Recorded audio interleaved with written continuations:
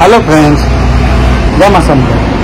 आज आम ओडिशा शासन लोगोर पेंसिल बनाना केन्ता कर बन जासी ए विषय में आज मुझे आपण मन के जणाबी।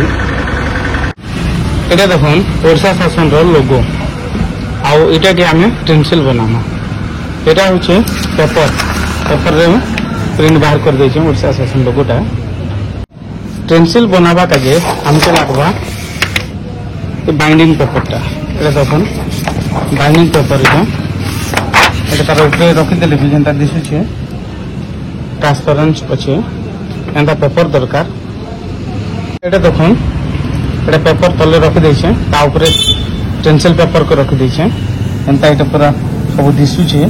इतार उपरे आमे लाइन बाय लाइन सब गोटे मार्कर रे लिखि दमा जेंता कि एनो गोटे देखुन मौका मिशन रो लोगोटा तैयारी करछे।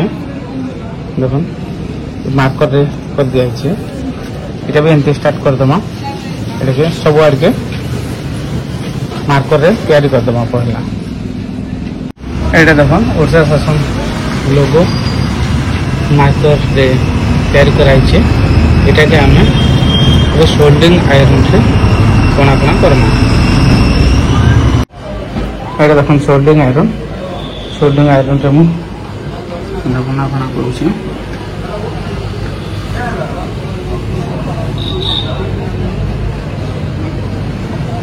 फाइनली टेंशन तब गला देखो।